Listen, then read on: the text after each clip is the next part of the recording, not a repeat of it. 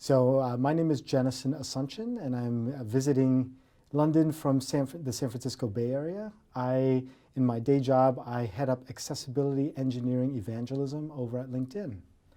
And I'm here, this is my first TechShare that I've been to. I'm really excited to get an opportunity to network and interact with folk in the London accessibility scene and from across Europe and elsewhere. It's great to leave the US and Canada area and come out here to see what's going on in the accessibility world here.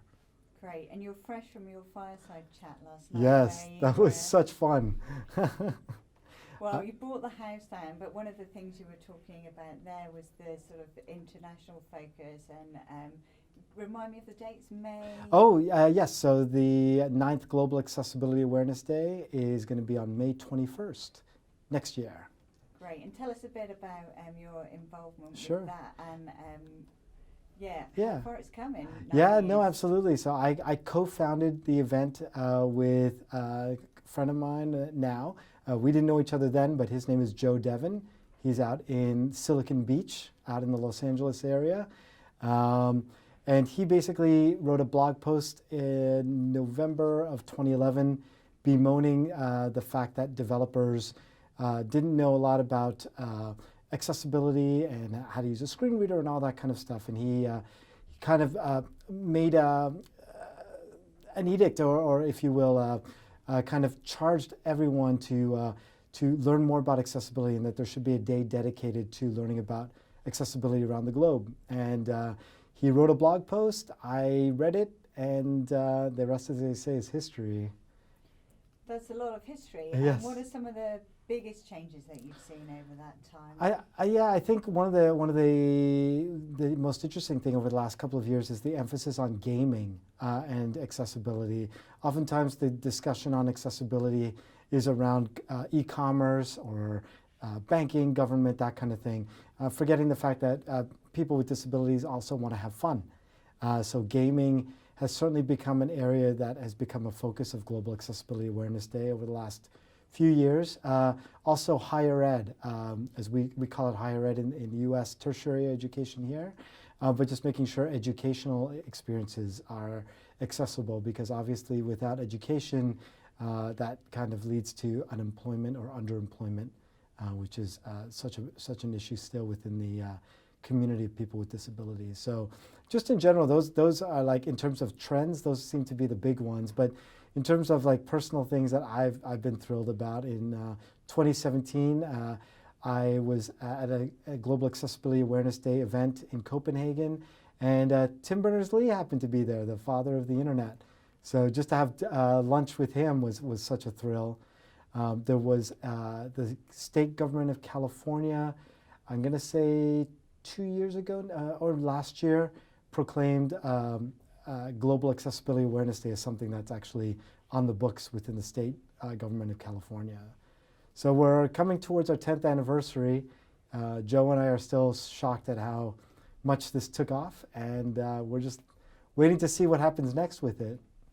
And of course, I do want to take a minute to acknowledge the big support AbilityNet has been over the years, and having different celebrations to mark Global Accessibility Awareness Day. So we really appreciate that. Fantastic. And there's just been a session on ethics, which is looking specifically at artificial intelligence, but we've also got some people here today demonstrating virtual reality. So I guess to pick up on your future trends, where do you see that kind of Absolutely. stuff? I mean, it goes without saying, the buzzwords of the day: machine learning and AI, artificial intelligence on one side, and then these immersive experiences. XR is what they're calling it, a morph of AR and VR, and they're calling it XR.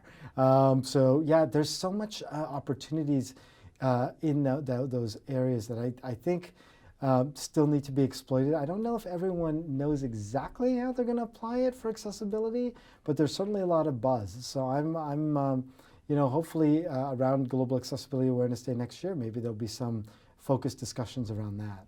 Great. And just to finish on a slightly lighter note, I know you're enjoying London. Yes. Can you just tell us some of the phrases that you learned last night? Oh yes, Lush was one of them. Yummy. It's always interesting because of course we always find that folks from the UK speak very proper English as opposed to us in Canada and where I'm from and the US. So just to hear some of these phrases, it's astonishing to hear those. So yes, Lush, and what was some of the other ones? I think those are the ones that are going to stick with me the most, Lush and Yummy, because I just find those hilarious because they're used so differently back in North America. And and I learned one this morning, moreish. When you're eating something and it tastes delicious and you're planning to have more of it, you say it's moreish. I'm like, okay. Great. And on a slightly more serious Yes. note, there's been a real, including yourself, international feel to the conference. Where does London, where do the UK sit in terms of that accessibility? I have always wanted to find an excuse to come out here because you have like a lot of, with yourselves notwithstanding, there's the banks that are doing some amazing stuff. You've got the BBC out here. There's just a whole interesting thing. I'm going to be checking out the London Accessibility Meetup tonight just to get a feel for the pulse of that community as well. So London has been on my radar as a place to visit. Now just was the convenient opportunity with TechShare. But you will see me here again sometime very soon. Great. Well, we look forward to that. Thank you. Thanks very much. Thank Great. you. Thank